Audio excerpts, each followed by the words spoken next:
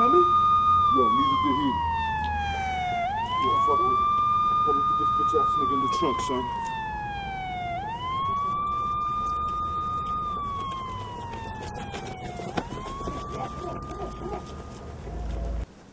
Yo, you're fucking dead. Yo, I seen it.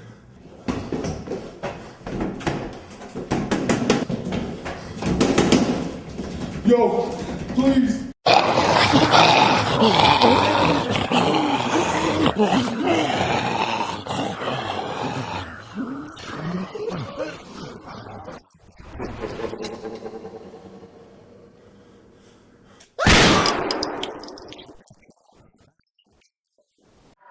Hi, I'm Roland Khorshidianzadeh, and I'm on the scene today with Ben Allotey. What's up, man? How are you? Chillin'. Great. So, you've been working on this project called Dead Giveaway, the motion picture, and what can you tell us about that? Dead Giveaway, the motion picture is about, four friends going through hardships and everything. And each one of these friends has their own little story arc. But the story arc that interwovens them is, poverty and friendship. I have one friend that's pretty much like, caught up in baby mama drama and everything, and he just got out of jail. I have another one, and she's more like the sympathetic character of the story, the voice of reason. She can't find a job. She comes from a very dysfunctional family and everything. She's gonna be evicted. Her family's gonna be evicted. That's why she does what she does. There's another one that doesn't like the job she wants to do. She strips. She doesn't like doing that.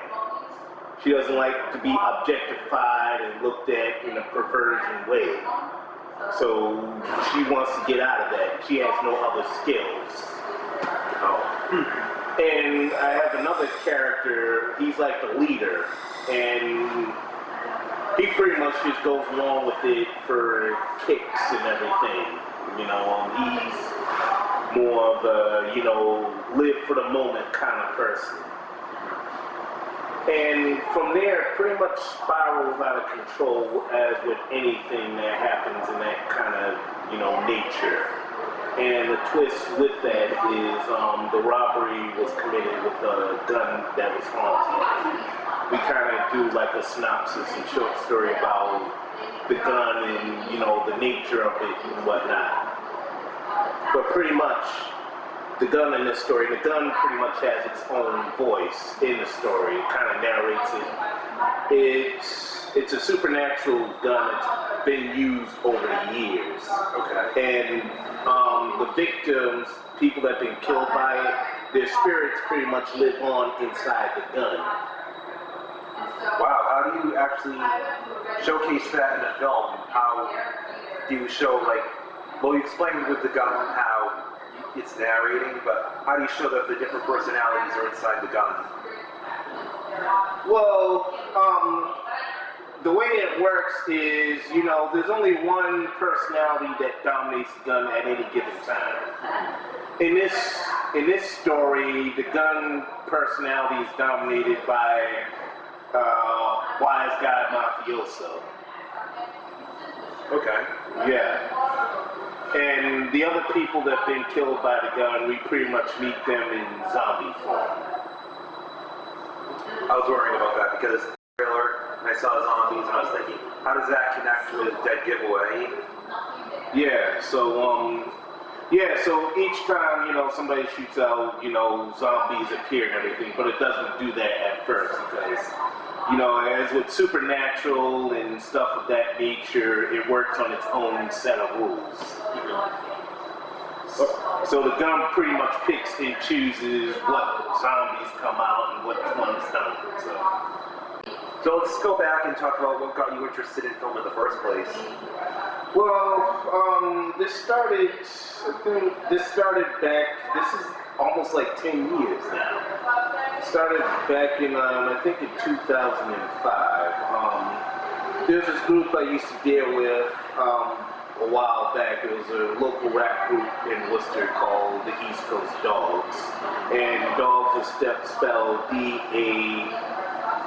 DAWGGS, and it was an acronym for Dangerous Allies with God-Given Skills. And they invited me to 2 events. One event took place in New York, and another took place in Las Vegas. In both of those events, they were festivals, which they won Best Overall Music Performance.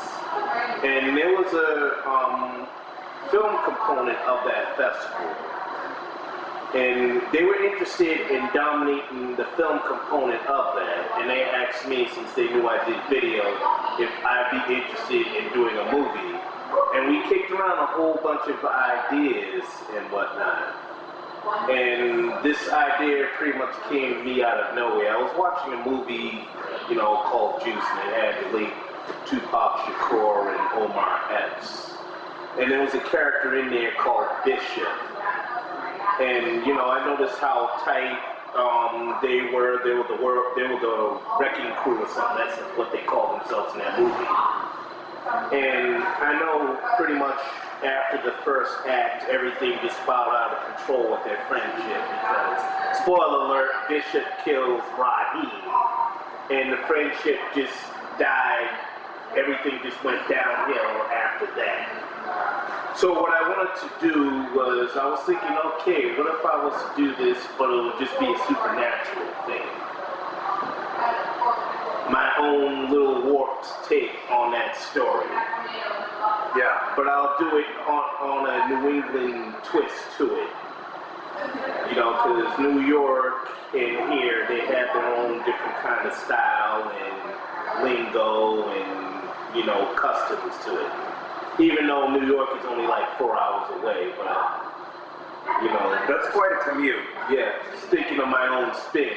And the person that pretty much inspired me as far as film goes was, she did films before I did. Her name was Andrea Arjun. I hope I pronounced that. And I met her like a couple of times. She lives out in LA now. She was doing films way before YouTube or Facebook came out. And when you had to go to Hollywood or had Hollywood connections to actually do films. Oh, back in the hard old days. Yeah. So, you know, she inspired me, and they originally, the guys I was dealing with at the time wanted me to go to her and see if she'd be interested in helping.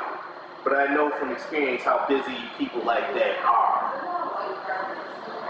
So the whole idea was, you know, we should just do it ourselves, you know, because when she did it, she didn't really have any help. She did it herself. So, I mean, the story did give away itself. It came to me around 2005, 2006, about a haunted gun and everything. And then the actual story itself didn't really develop or take root until about the later half of 2009, early 2010. Wow. And I've written 75 pages. It only took me 4 months to write. And then I did a rewrite, and that was 145 pages, which is a lot of movie. I didn't know that at the time. So, you know, what I did something unorthodox. I mean, there were some scenes we didn't film, obviously because of budget reasons and timing reasons. You know, so, and there were some scenes that we rewritten on the spot. You know, and it wasn't unorthodox. Yeah, that giveaway was pretty unorthodox, I would say, for a story of this caliber. I mean, it's a mixture of horror, comedy, and crime. And I put, like, you know, modern age and social commentary to it. Because, you know, it's not just, you know, straight horror narrative or straight hood narrative. I added things such as, you know, unemployment. We talk about people that don't like doing jobs they don't like doing. We talk about, you know, people having to deal with child support. We discuss, you know, friendships, relationships, We don't really touch on gun violence too much other than the gun violence that happens here.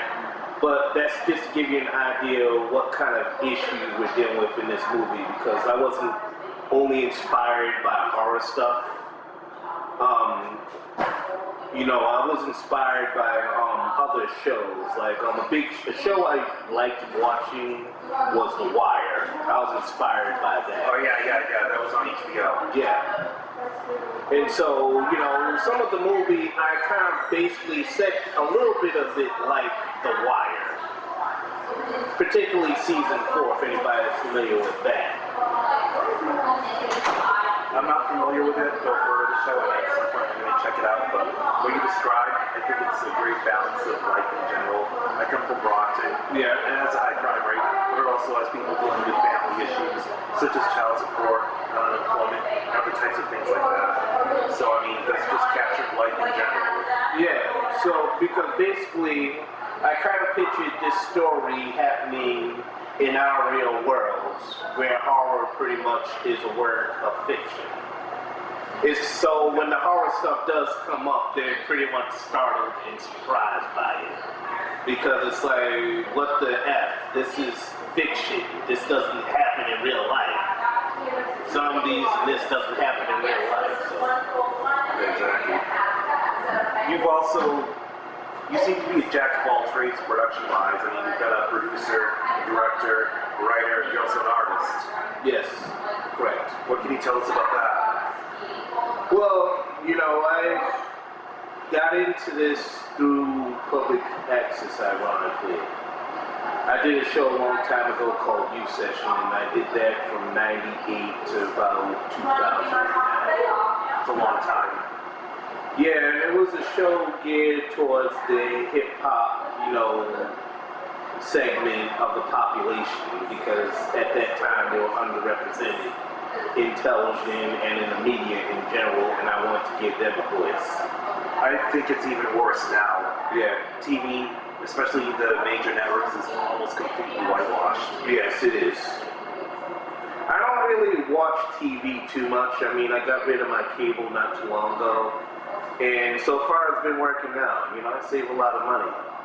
Yeah, that's what I did back in 2009. I don't have cable anymore, other than the basic cable channels. I barely watch, like channel 2, channel 4, whatever. Yeah. Most of what I watch is either on through Amazon or through Netflix or YouTube. Yeah, I like watching a lot of YouTube. In fact, the public access station I used to be a part of, their slogan right now is the original YouTube. And I agree, because public access was the original YouTube. You know what's ironic? For those not familiar, On the Scene's predecessor, To the Edge, was a cable access series. Yeah, I like that show. I watched some episodes of it, so it was good. I mean, you know, a lot of people keep asking me to bring back U Session, but I figured it was just for a certain point of time. And I really don't want to revisit that point in time. I feel that if you're doing this, you should reinvent yourself every time so you can stay relevant. Perfect example of people that reinvented themselves is Madonna. Madonna reinvents herself. Michael Jackson, when he was alive, he reinvented himself. Prince, to a degree.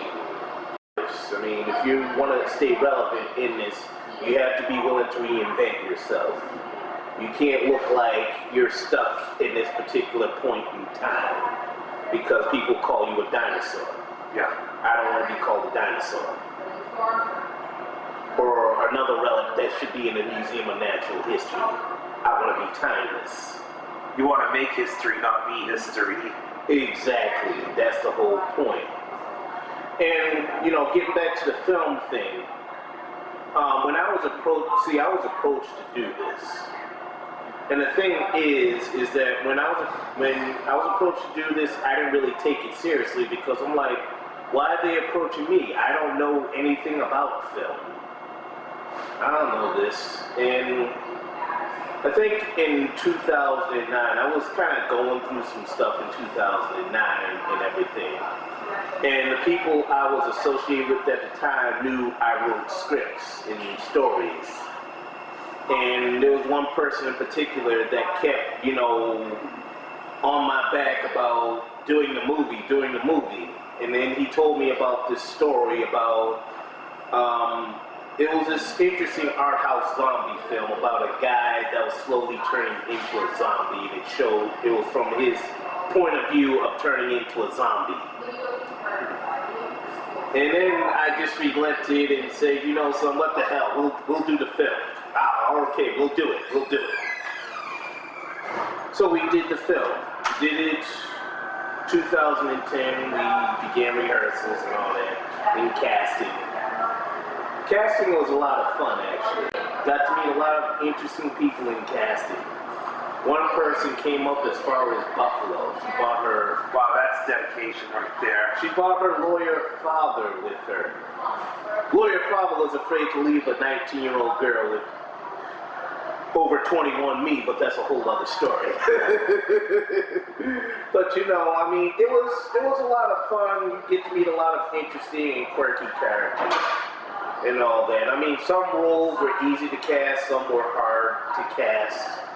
Some roles we had to recast like twice. One of the main character roles we had to recast twice and everything, and it came down to dedication. And I pretty much liked the cast we did pick, you know, for certain roles and everything. I mean, the movie itself, most of the people in it, it was their first time acting. I mean, they answered, you know, the ad because it was just something to be a part of, and they connected with the story, and they wanted to be involved in it. With their first time acting, did they realize everything that goes into it? Because normally on a film set, a short day is like 12 hours, and did these actors realize all the preparation and all the different takes and all the different shots? I mean, how did they prepare for that, or was it a shock for them? I think it was a shock for all of us because I wasn't prepared for that. The first week I shot this film, I shot it non-stop 1 week, and I was just burnt out. I almost fell asleep on one of the scenes. Wow, that is not good. Yeah, and John was like, hey, wake up. You know, it could be worse. There was one set, I'm not going to say the set, but the director passed out at one point. Yeah. Yeah, because it was hot, and things were hectic, and it was busy, and, you know, sometimes it can only take so much. Yeah. Well, see? You know, so it was, I mean, it was a shock for a lot of people. It was my first time directing actors. That's not a very easy feat in itself.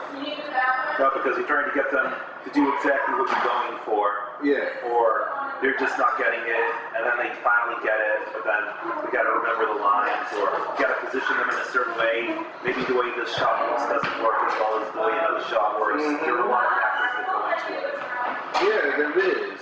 And I mean, some actors were easier to work with than others.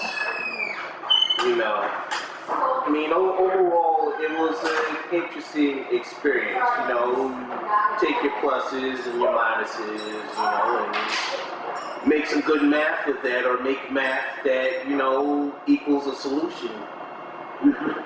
You know, but I mean, it was quite the learning curve. I mean, an interesting summer of 2010.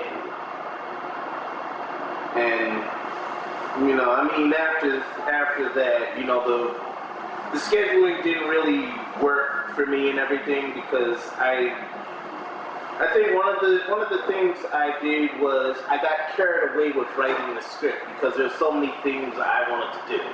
But then I realized that, okay, I need money for this stuff. We didn't really have much money to do this. But I thought, my mind was like, this could work. This could work. We can do this. Well, you want that creative freedom at first so that you're not limited by, well, how much does this cost? And then you look at it, and then you cut out whatever you can't afford, or you think of a more creative way to actually bring it to life. Well, the thing we did is that, you know, we shot for 2 weeks in the summertime in August of 2010. Then we resumed shooting in September. Then we shot October to December, We took off for the winter. We resumed in March. Finished in March. We did some scenes in May. That was done.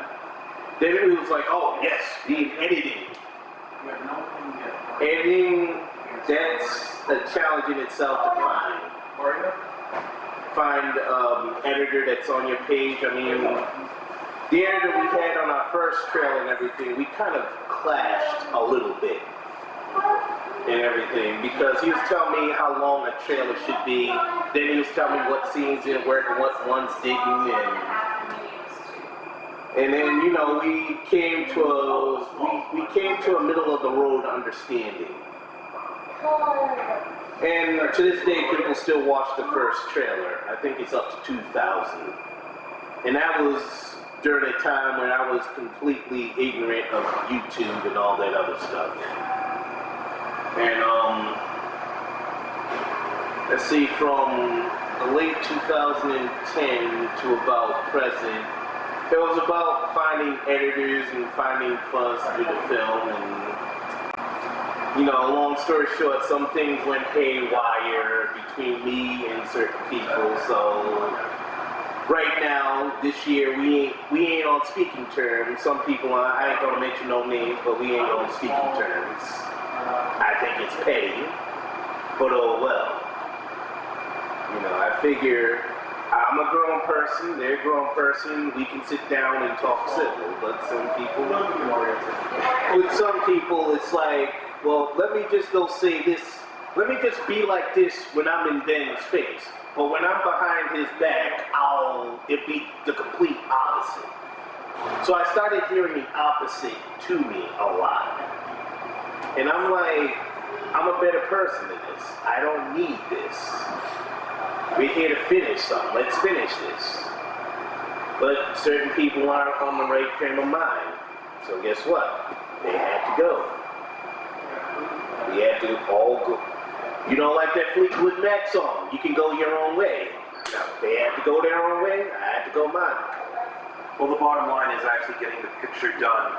Once that's done and it's out there and the audience sees it, that's the film. All the stuff that goes on behind the scenes, that's just the process that had to happen in order to get that final product out. And that's the thing that regular people don't understand. And people been on my back saying, when's the film coming out? When's the film coming out? I'm like, you know, something, if it was up to me, it would have been out 2 years ago. But during those 2 or 3 years that I just mentioned, I couldn't really creatively breathe. I was bombarded with a whole bunch of stuff at one time. Imagine being hit with a whole bunch of stuff at one time. It's like having a car accident and a plane crash in your house simultaneously. It's like, damn, a car just went through my living room and a plane just went through my roof. Well, let me just give you a sense of some of the scale of what I've been doing. I just recorded 2 games and a meeting within 24 hours. I'm doing this show right now. I'm finishing up the editing of a feature film. I'm preparing my short film, and I'm working on someone else's skits and someone else's project. So that's 8 projects at the same time, and I'm promoting other people's stuff that I've been involved with. In addition to work. See, this is artist life. But yet, you know, the producer and the filmmaker, especially around here, they're vilified. We're the mustache twirling villain. When we're probably pretty much just like Magneto, you know? Yeah. I'm not sure if anybody reads the X-Men. But Magneto, he pretty much just wanted a better world for his mutants. He just went about it a whole different way. I just want to release a film. I may go about it a whole different way than people would understand. But I'm not an evil person, at least I don't think I am. You know, but perspective, hindsight's 20/20. And after a while, you just say, you know something, screw what other people think, I have a mission to accomplish. I'm happy to say the mission is almost accomplished. So, can't wait to see that giveaway. What can you tell us about other projects that you have in the works or have worked on in the past? I'm working on a book called Journey Beyond the Screen. I actually written a first draft of it. I completed it back in 2011, and I decided to, you know, revisit it and add some other stuff to reflect on current times. You know, so it's basically a tell-all book about what goes on when you're making your own film. And I break it down and everything. It's only like 20-something chapters. You know, we talk about things such as working with actors, dealing with actors, dealing with non-actors, how you should promote your film, and how you should approach it on social media. Because when I first did this, I was really ignorant as to how you deal with the whole social media process. It was a whole new thing to me. Yeah, it's like, oh. I mean, because a lot of the actors, you know, and you and I are friends on Facebook, but a lot of those people didn't really start coming on my page until about maybe the later half of 2011 or early 2012. You know, so it was like a new thing. I mean, you guys pretty much caught me while I was in the middle of construction. As they say, you know, so I've been you know, that book should be done pretty much by maybe early 2016. I know what I want to do with it. And, you know, it's biographical about me and about behind the scenes. We take people back in the arguments I had with different people in the movie. And, you know, some people I met during the movie, you know, because I went to a lot of networking parties and events and all that. I talk about that. And so it's a drama, it's a how-to book, and it's a tell-all, and it's a comedy book at the same time. Because there's a lot of funny stuff that happens in real life, not a lot of sadness. Yeah. And, let me see, I've been working on a few scripts, too. I was, you know, I finally got back to, you know, working on this martial arts script called Hand to Hand and Two Fists. Okay. It's, you know, the tagline is 2 fists, 1 decision. And it's about a person who reluctantly joins a secret society of unarmed combatants. And he's pretty much been a loner for most of his life, but he's caught in a situation where he has to join it and everything by, like, the government. They're the other side of the fist. Because they want this person to infiltrate this organization and everything. So one fist is government, the other fist would be the people who are on their own? Yeah. Okay. Yeah, you know, 2 fists, 1 decision. Just between the government and the people. Yeah. Yeah, you know, I want you to infiltrate this organization and everything because we suspect them of doing some subversive activities. They happen to be martial artists, not ninjas though. Right. Ninjas are so cliche. So what do you think is the difference between I don't want to go there. But you know, why not? So what do you think is the difference between a ninja and a samurai? They're actually from the same cloth, except one is pretty much, you know, practices a more darker and brutish form of martial arts. And the other has more of an order and discipline to him. I mean, the ninja is more stealthy. Samurai, not so stealthy. But I still won't want to meet either of them in a dark alley. See, all these years I've been saying, you know, I'm stealthy like a samurai. Next time I'll say I'm stealthy like a ninja. Yeah, see? Because you never see them coming. That's right. You know, so, I mean, I was going through a long writer's drought for a while. And then I was like, then it came back to me, and then I was like, you know, I'm going to finish these scripts and get them out to who I need to get them out to, because I always come up with stories all the time. And, you know, some other stories I want to deal with are relationship stories. Because, you know, relationships have been coming to me all the time and everything, you know, so I want to do my own take on modern day relationships in the millennial age. Okay. You know, it'll be a comedy though, so. Yeah. All right, well, that's all the time that we have today. Thank you for watching On the Scene, and we'll see you next week.